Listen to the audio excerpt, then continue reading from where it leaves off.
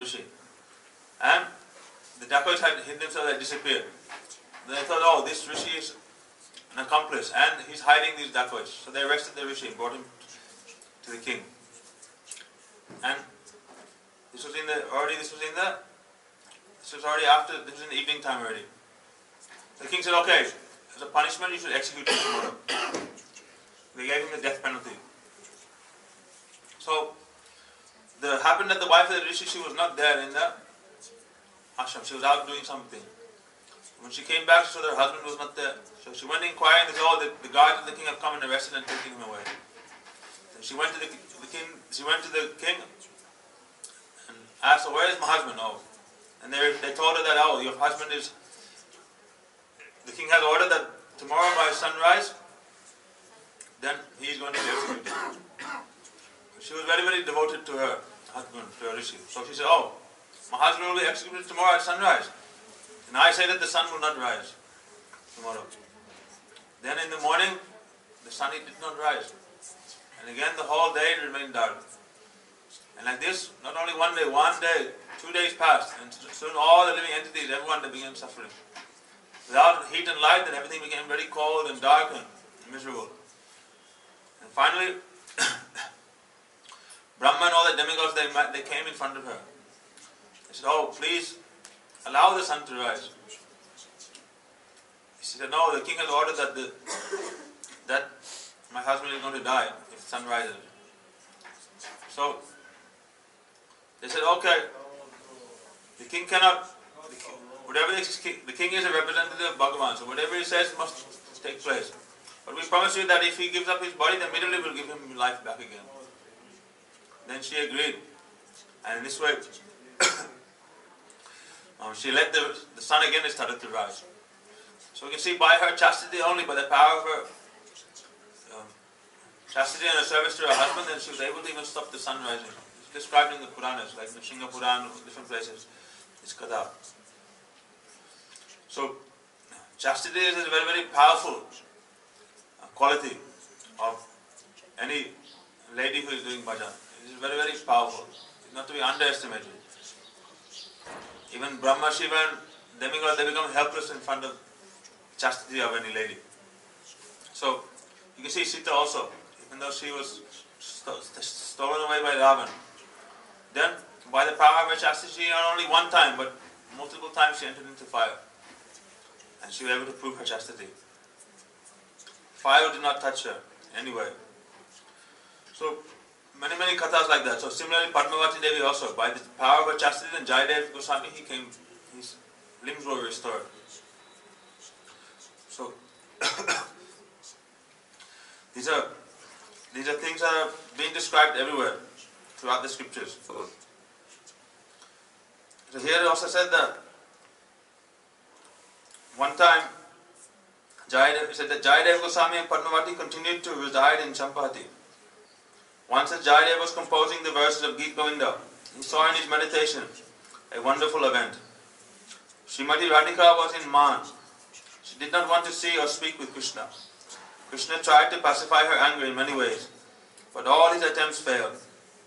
Finally he bowed his head to her feet and pleaded for forgiveness. How can I write that Krishna falls at Srimati Radharani's feet? Jayadev thought.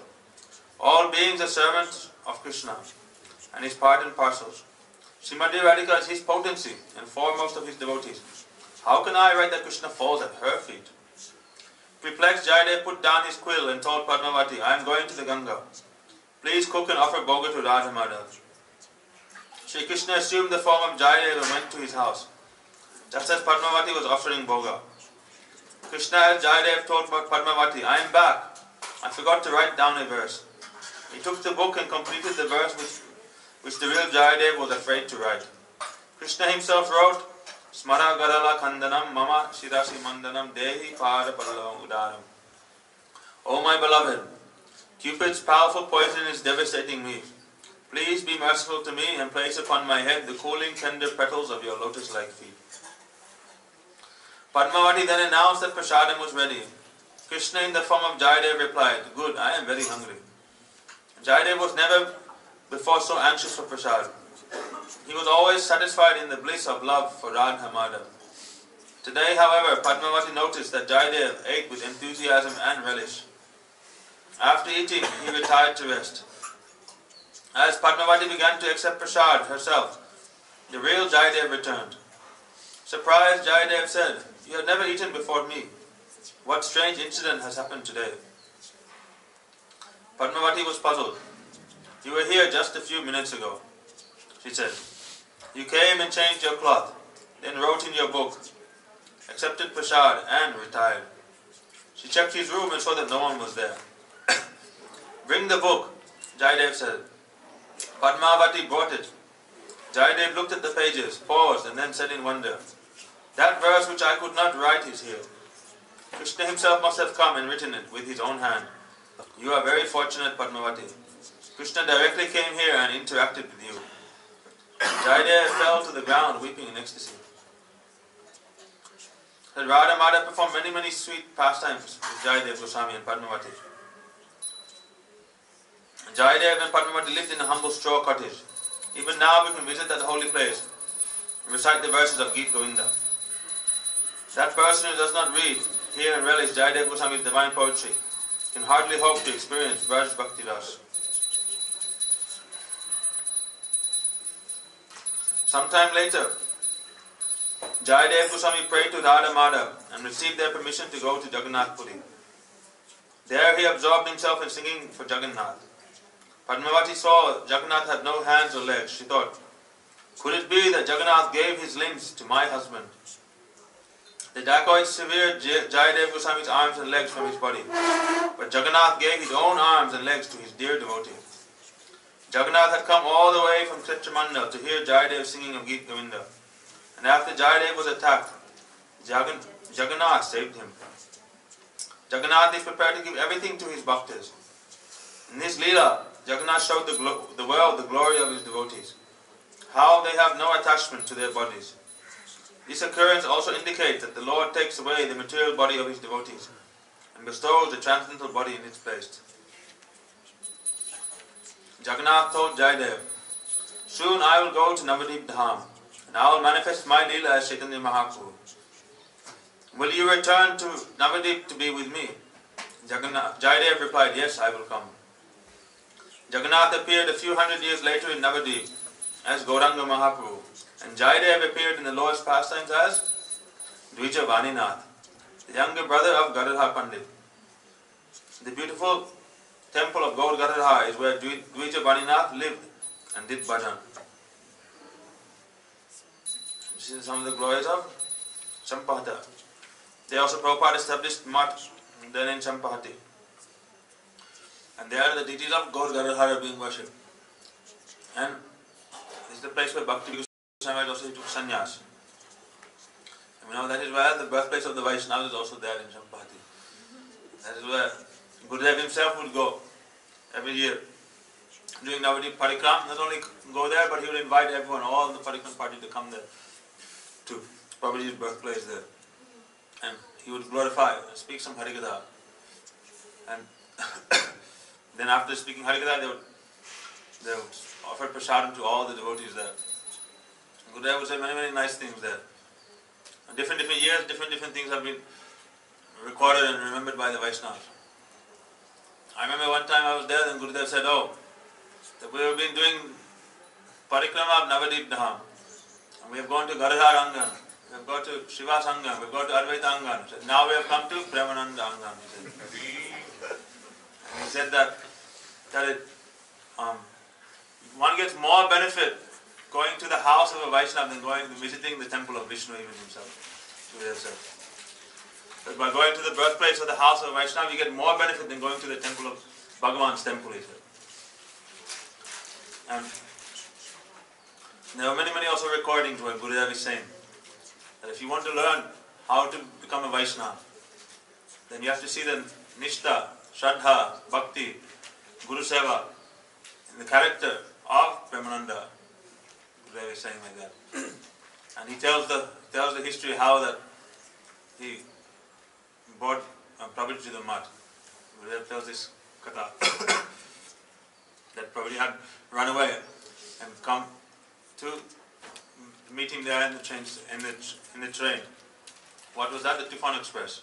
At the time there were not so many expresses, only Tufan. Tufan is a very slow train.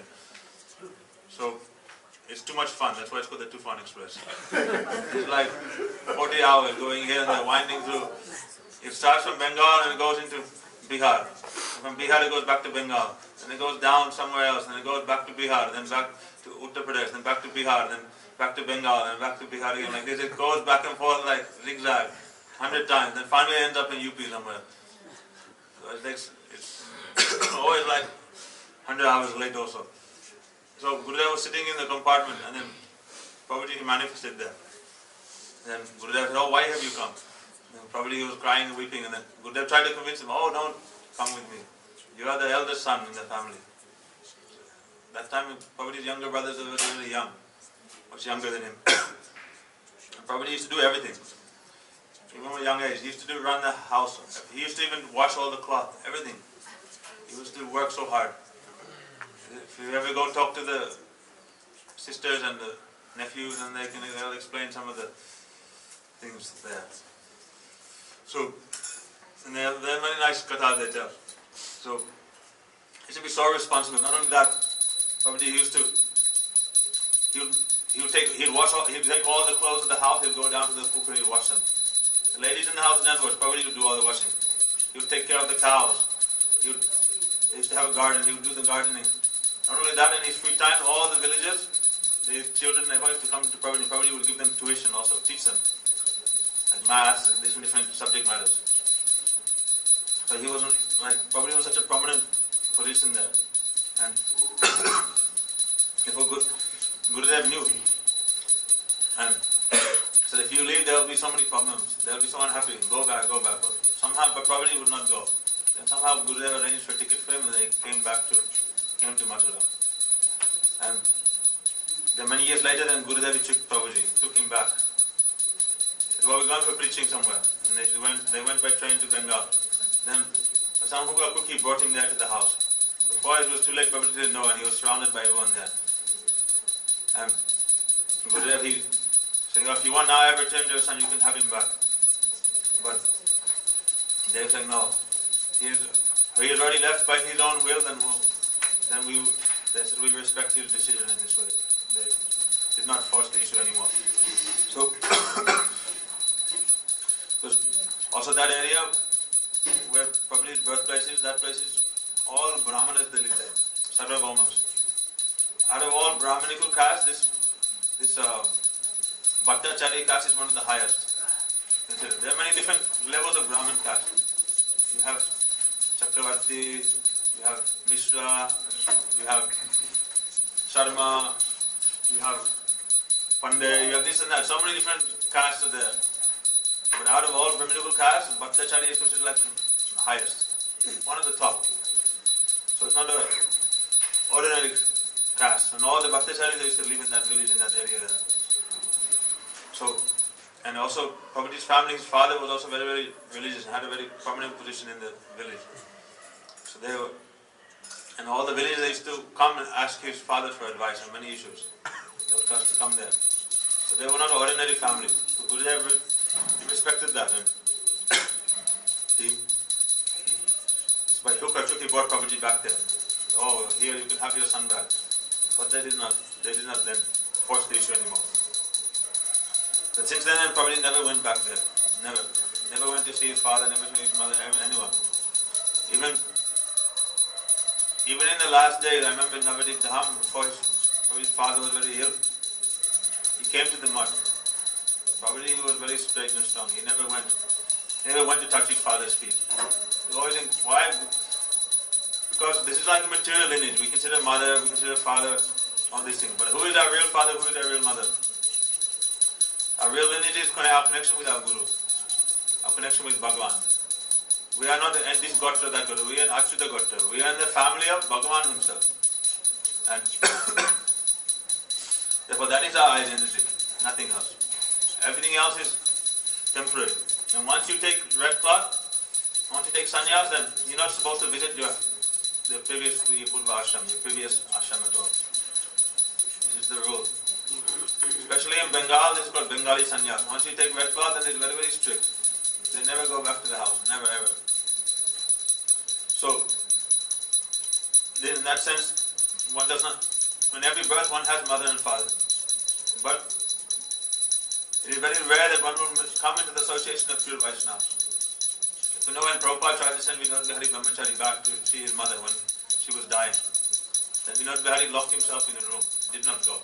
And Prabhupada called him and said, "Oh, why did you not go? Why did you neglect my order?" Still, and Vinod Bihari was crying. He said, "Oh, after by some great fortune, by some causeless mercy, I have attained your lotus feet. And now, if I were to lose that association, then what would happen? Therefore, I cannot bear the thought of even leaving your association for even one moment. Therefore, I have not left your shelter of your lotus feet in your service." And Prabhupada became very happy.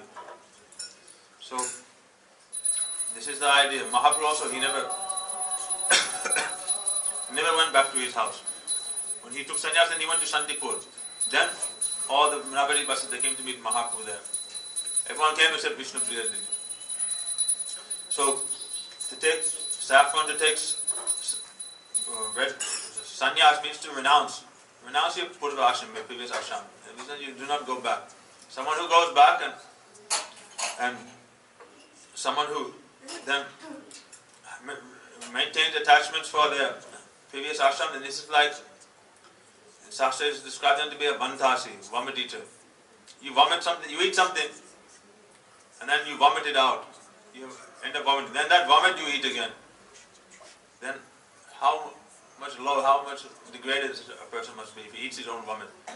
So once you have been in samsara and you realize the suffering and the temporary and fleeting nature of that samsara, and you give it up.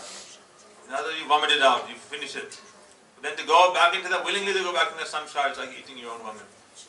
For sadhus, they never perform such adharmic, irreligious acts. So,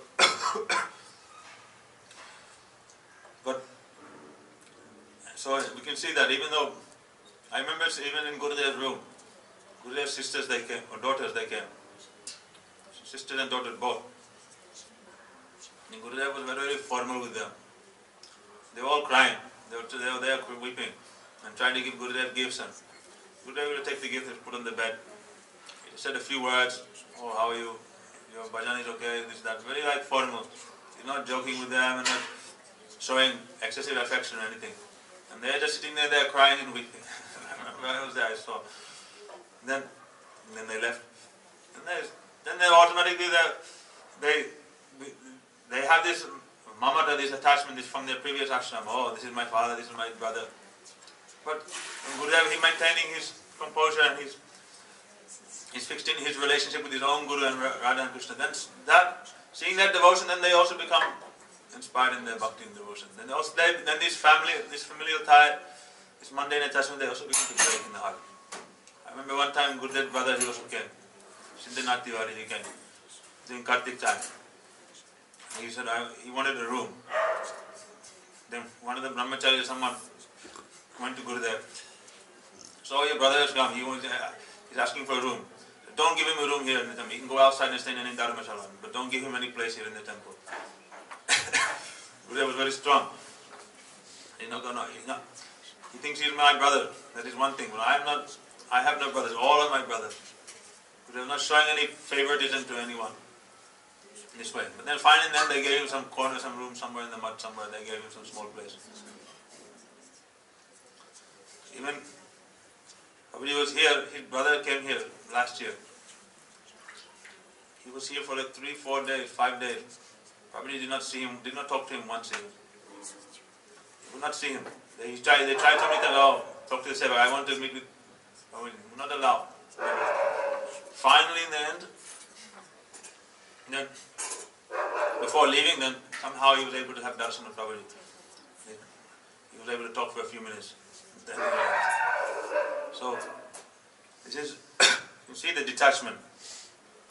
Not only detachment, but the complete surrender and attachment to the lotus feet of Guru and Vaisnava. In other words, they have made Guru, they have accepted Guru as their own. This is the real symptom of someone who is a Vaisnava. He said that Yasatma buddhi kunapeti dhaduke. It said that Swa Ijjati Bhauma said that Swadi Kalacharisu Bhauma Ijjati.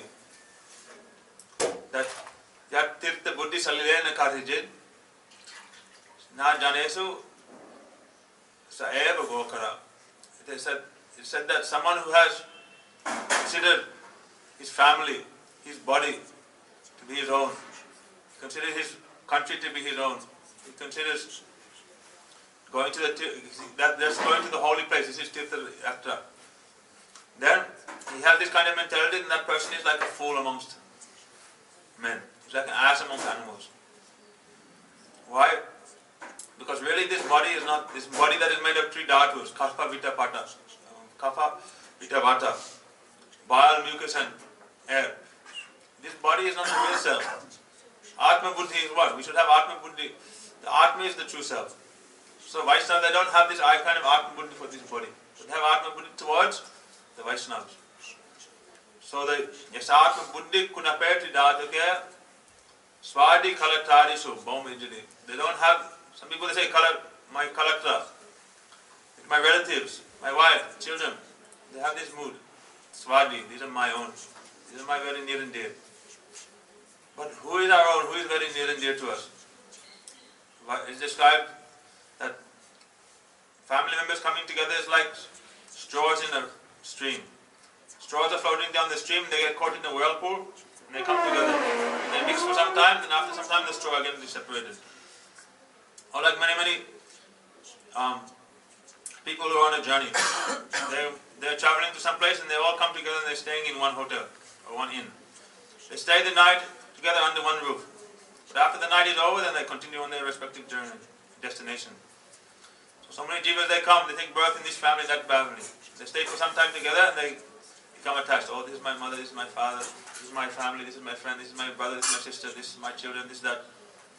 But after a very short time, they're all separated by the influence of time. And they forget. That relation is lost forever. It's never to be gained again. Completely lost. So we will become so attached to that. That small or short amount of association will become very, very attached. But the Vaisnavas, they have this swadi towards the bhaktas, not towards their so-called relatives. Yat tirtha buddhi salile ekadhijit. They never consider going to the tirtha. This is the real purpose of tirtha yatra. This is the tirtha. They say, no, the Vaishnavas are the tirtha.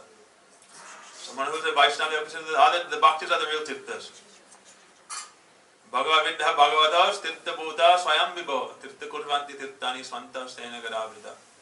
Maitreya Rishi told Mahatma Vidur, really you are tirtha personified. Wherever you go, that place becomes the tirtha, because you have the Lord residing always in your heart. The Vaishnavas, they are the real tirthas. Who just merely going, we heard the other day, why did Ganga come to this world? Why did she agree? Because Bhagirath Maharaj said, oh, the Vaishnavas themselves, when they take bath in your water, then they will steal away the reaction of all your sins. Wherever the Vaishnavas go, they purify that place. By the power of their kirtan, by the power of their devotion. So, this is, consider all of these things to be one's own. This is only a temporary. This is only an illusion. False relationships. Temporary relationships. The Vaishnavas, they don't understand this thing. Therefore, they're not attached in that way. Therefore, they're able to bond. I mean, the severe the attachment and the bonds of these so-called relationships. And the Vaishnavas, they are like impartial. They give their mercies for everyone. So not only for this person, for that person, for this caste, that caste. No. Everyone, they're willing to give them mercy. And this way they respect all living entities and they distribute the mercy freely to all. Those who want to receive that mercy, they can come and receive it. Those who don't want, then they will not receive it. Like a mole. A mole is inside its hole. The sun is there, but it stays in the darkness, blinded. Or the owl. The sun and its heat and its light is available for everyone, but not everyone takes that. So you can see the Vaishnavas, how they are detached in that way. In Gurudev's life, in the life of the Vaishnavas. How they are fixed in their Guru Seva. And that is their real connection. So therefore when we go to the Prabhuji's birthplace, then we should and have that kind of Guru Buddhi, that kind of intelligence, that kind of, or that respect. It's like the birthplace of a Vaisnava, the birthplace of Guru in that sense, you understand. And then you'll have the proper mood and mentality. But if we see, we consider all from a mundane point of view, oh, this is probably his mother, this is probably his father, this is that, then we'll not get the real mercy of that place. Mahaprabhu, when he went to Ishwara Puri Pad's birthplace, then he took some of the earth from there. And that earth, then every day he'll eat some of that earth. Therefore, if someone has some bhajan chaturya, some desire to do bhajan, they should go to the birthplace of Guru, birthplace of the Vaisnava. They should take that earth and they should keep it, eat some of that earth. Then you'll see how devotion will enter into your heart very, very fast. You can see Mahaprabhu's own example is showing that. So even today you can see some Vaishnavas, they have this intelligence. They do these things. Go to Navadip Dham, go to Vrindavan Dham. We're in Vrindavan Dham, but we don't appreciate the earth here. If our clothes get dirty and then we brush it off. We don't want to touch the dham, the dust of the dham. Goraksharas Babaji Maharaj,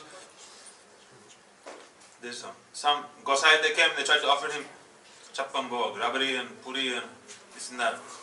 I'll never touch, he said, I'll never touch any of the things you offer me. So I'll take the roti of this sweeper lady. And Babaji Maharaj begged some dry roti of this sweeper lady and was eating that. Why? Every day she's covering her body in the dust of the dham, she's sweeping the dham. But these so-called Gosais, this and that, Babaji Maharaj said, they're so proud they wear shoes on their feet never touch the dust of the dham. And they sleep on beds this high, with mattresses this thick. And they cover their body, protect themselves. And they have no connection with the dham. Therefore I will never touch anything they offer. Their Madhukari, their so-called offering is like poison. But the roti of this sweeper lady is like nectar. Why? She has completely immersed herself in the dust of the dham and she is serving the dham every day. So,